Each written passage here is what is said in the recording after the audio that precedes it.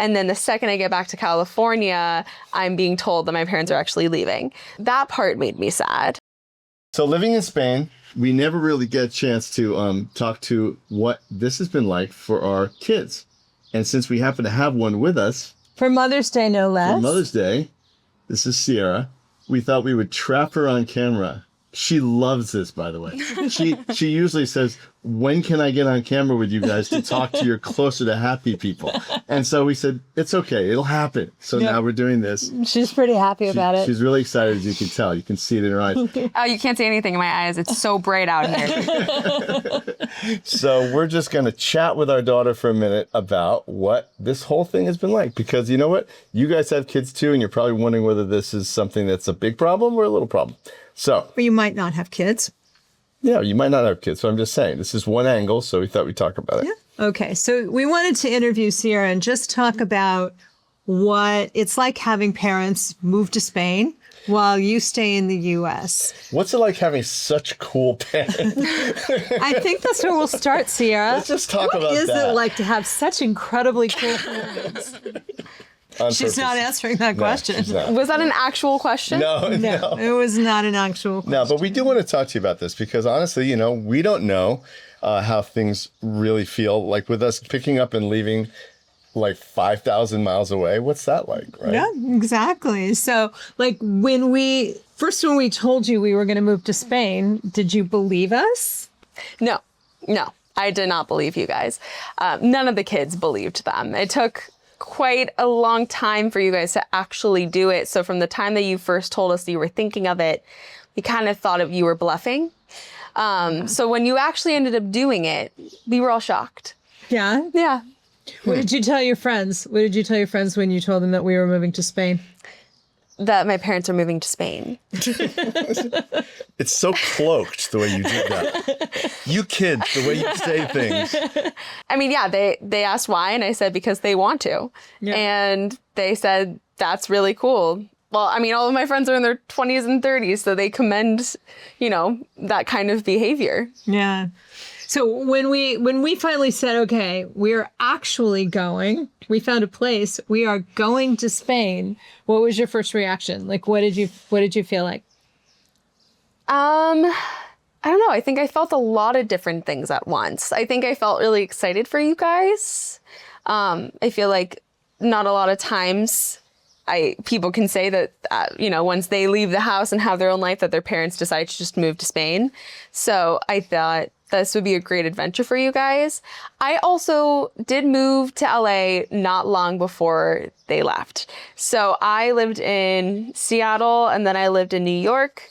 And then the second I get back to California, I'm being told that my parents are actually leaving. So that part made me sad, that I was close to you guys finally, and then I was going to be far away from you again. That was unfortunate timing. It was unfortunate timing. It wasn't planned. Right. Oh, here she comes. Bye. No, it wasn't meant to be. Like it was not intentional. No. So when we said we were going to move, like, did you think this was like a phase? This was just a phase that we were moving, or did you thought we were going to be a vacation and then we'd say okay and go home? No, I thought you guys would actually do it. I feel like when you guys say you're going to do something, you actually make all the effort to do it. I mean, this isn't an easy move, right? No. Actually, when you started cleaning out my childhood house, that's when I knew that this was actually something that was really going to happen. Yeah. And if you're not going to go through all that effort for a few months away. No, absolutely not. That was the worst. It's interesting that you called our house my childhood house. It is my childhood house. I know, but I'm just saying this is the way it feels, right? So to us, it was like our house that we were just like going to leave for a little while and rent, not sell, and then come and do this. But it feels very personal. Right? Yeah. When you're clearing out your childhood house. Well, yeah, because someone's clearing out my childhood house. Right. So, I mean, it feels, it's kind of weird when your parents tell you that you have to either decide to put things in storage or throw them away from your childhood bedroom. Normally, every report card from kindergarten on. Don't you want these? Are you sure you don't want these? Normally there's it's basically a second storage when you're in your 20s to have your childhood bedroom. Right. Yes. So for me, I don't live in a big place because I'm once again in my 20s. I can't afford to live in a big place. So a lot of the things that I couldn't take with me, I left at my parents because it was a second place to leave my things for free. Yeah. So it was difficult having to like go through all of my childhood things, plus all the other things that I decided to bring back when I moved, and really dwindle down. I mean, I think it was good in the long run because we all have to do that at some point. But yeah, I mean, it was definitely emotional. It was my childhood home. I grew up only in that house. So, and it's a great house. It's a very great house. So me and all the other siblings are, we're very sad to not be able to go back for a bit at least. Yep. Yeah. Because, I mean, it's a home base, right? Yeah. So once again, when you're in your 20s, it's a chaotic time. So it's nice being able to have some kind of base that you can go back to. So that was definitely like an emotional thing, was kind of realizing I didn't have that base for this time in my life.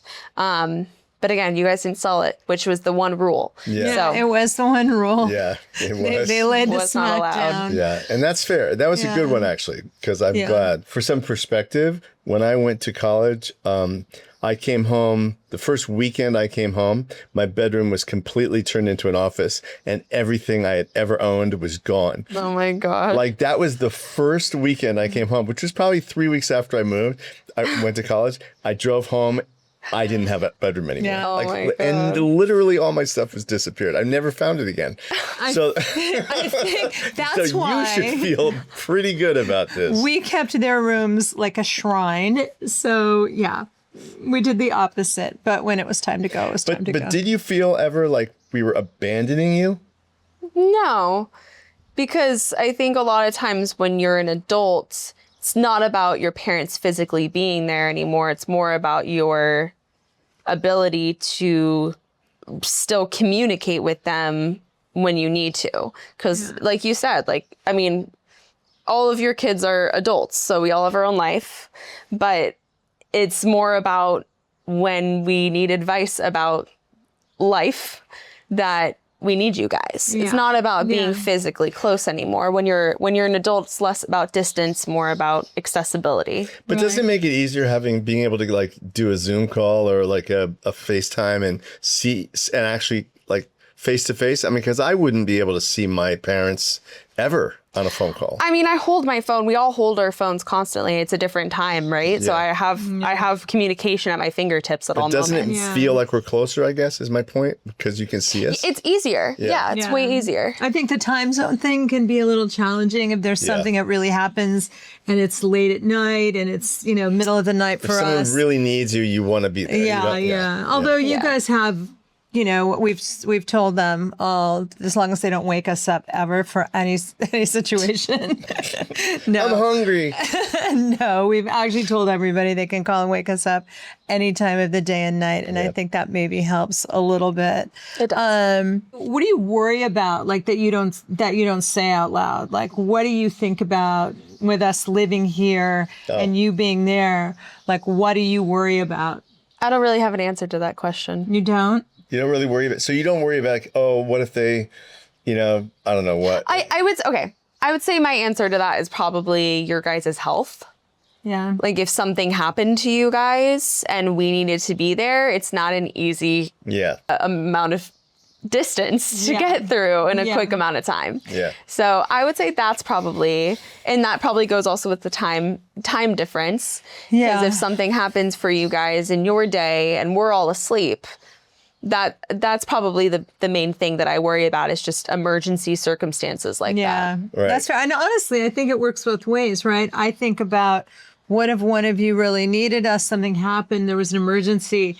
I always think of like how quickly could we get out of here and be back in the US? And that causes a little stress for me, for sure, thinking about that. And I can imagine at least one or maybe two of you ever thinks about that.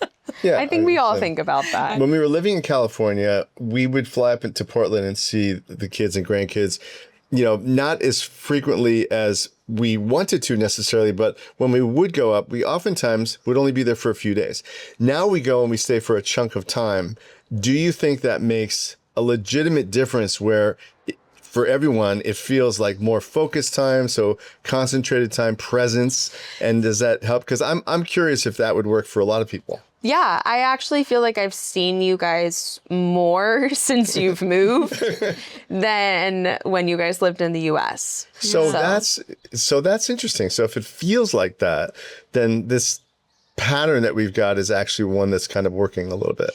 So yeah, that's good to know. Because it is true. I mean, especially as a kid of yours, it's nice to be able to plan ahead and know when I need to dedicate time to you guys being there. Yeah. It's like when friends come to town. Yeah. You book that time and you put it aside. Yeah. Versus in other circumstances when you guys are closer, it's more of a casual, oh, I'll see you for a few days over the weekend, maybe, but I'm also doing other things. And so it's more dedicated time, which makes it feel better. And on top of that, because you guys do come back multiple times, I see you basically the same amount as when you live in the US. Right. So that it really hasn't felt like a huge shock to me having you guys live here. Right. Honestly, the times that I feel the most shock about it is when my friends hear about it, or they'll ask me about you guys, because that's one of the first things they always do is ask how my parents are, because they're living in Spain, and everyone's shocked by that. So every single time I have a conversation with someone whose parents are not in Spain, Right. Which is everyone else. which is everyone else, that's when I have a moment of like, oh my God, yeah, my parents don't live here, they live there. Right. But from a day-to-day perspective, I feel like I get as much time with you guys as I normally do. That's good. Yeah. That's And I get good. to come to Spain. Yeah. So Yeah, that's the perk. Yeah. it's a pretty good perk. Yeah. I guess when I don't know if you kind of answered that, it's like, what's the one thing you miss that you don't get to have anymore because we live here? My house. Okay. Yeah. I mean, that's my fair. childhood house is a very good house. Yeah. And it's very much felt like a home to not just me, but a lot of my friends and other people. A lot of my close friends will say that they love my house a lot because it felt like a home. And, you know, it's hard not being able to go back to that, especially because I live in LA. So when I go to San Diego for a weekend, I can't just pop down to my house. Right. Yeah, Right. that's So- really weird. Yeah, I would say that's definitely the thing Weird that I for miss. us, honestly. Yeah, I know. Same. What's something about us that's different now than when we lived in the States? You guys are way less stressed. I wouldn't say you guys aren't stressed, period, but I would say that you guys are definitely way less stressed. Because when you're in the States, I would say you're so focused on getting more all the time. Right. And since you've been here, I think you guys are still motivated to continue growing, but I don't think that it's as much of a grind mindset that kind of wears you down. Right. I feel like you guys are a lot calmer being here, which therefore I think, you know, makes you guys happier. Yeah. It does. Yeah, I think it's absolutely true. Yeah. It's so funny because we did a video that was like 1 year in Spain. You probably didn't watch that. No, they never watch it. They never watch any of them. Anyway, we did You a video. guys know us better than they know us. So many people were like, wow, you guys look so much younger and so much healthier and better than you did when you first moved here. Yeah. And so, yeah, I mean, I it's think true. I'm sure it's all the things that you've talked about, like the food and everything else going along with it. So is there anything about the way we're living now that is making you look at your life and think about what's possible for you in a different way? Yeah, definitely. I think you guys moving here definitely shows me that there's a lot more possibilities to where I can go. I mean, me and my boyfriend have talked about, since you guys have left, maybe we do what they do. Maybe when we're a little bit older, we're able to just go and live somewhere else for a bit. So definitely has been an inspiration. That's cool. I like that. I love that that's been a like that. conversation you've had. Yeah, It's great. I love that too. So do you feel proud of us that we made this move? Yeah, absolutely. I think a lot of people get comfortable and don't make such a big jump so late in life, especially. Didn't mean to just call you guys old, but It's so late. It makes me tired. I think people get really comfortable and don't want to go through the level of discomfort that it requires to make a move this big. Yeah. Yeah. So I'm very proud that you guys decided to take a jump like this. It's not, it's not like we don't get a little freaked about it too sometimes. But one thing Mom and I are in sync on is like, we trust that things will work out sometimes. And we take big leaps with business or with life and with our relationship. We've always done that. So it's kind of been our thing is like jump and the net will appear. So we have actually lived that way and we still do. So this is just kind of the way our Big time. our relationship is, which I hope that is something that rubs off on all the kids, because I think you have more fun in life if you do take risks a little bit. I mean, I would argue that all of us do take risks. I know. I would say all four of them take risks. All four of them are very, very cool risk taker kids. Yep. And I think that's part of, I remember when Casey first moved to Portland, I said, so you're just going to move to Portland like right after they got married? And he said, yeah, well, you did it. And I thought it was like, oh, I didn't think of that. We moved to California and I didn't have a job and we didn't have anything. He said, well, you did it. And it worked out. And I was like, yeah, you're right. I guess it absolutely worked out for him. Yeah. And them, all of them. Yeah. So I guess the thing is, once you show your kids what's possible, it does open up a whole thing. Yeah, absolutely. And you see what we see in Spain, right? Now that you've come, it's cool here, right? I mean, yeah, it's Spain. So, yes, I mean, it's gorgeous. The view I'm looking at right now as we're talking, it's just like the ocean and rolling green hills. So I don't really think you can go wrong. I'd use their steam and sauna every day. So I definitely living see. La Vida Loca for sure. I definitely see what the hype is of moving here. It feels slower paced, which I'm not used to. So No, LA to here would be a big change. I mean, like it's just like even the sitting in restaurants longer, which means therefore you have to wait for tables longer. Don't say it. Sobra mesa. Is that what you're talking about? Sobra mesa? Do not put that in. We have a whole video on it. Oh my god. Oh my god, it's so funny. But it is a thing. And I have noticed since we did the video on Sobra Mesa, we do linger. Yeah. And I didn't even really notice, like you really do. And actually, knowing that that's a thing has made me a little bit less, looking at my watch like than I used to about it. I can relax a little more. I still, at the end, it's like, okay, enough. Yeah. Let's get a jet. But point is, I think you start unwinding a little bit more when you're here. Well, it also depends who you're with. So if you're with Spanish friends, like you're freaking sobre mesaing. You're staying. You're in it. Which I think is great. I think that is something that we should all learn to do. Yeah. But it's not something that we all learn to do per se. No. So just because it's something that I'm just not used to in my daily life and I'm hungry. Yeah. It gets a little difficult. Yeah. But it's things like that you guys are able to learn and adapt to that. So if we asked you right now, should we come home? What would you say? Absolutely not.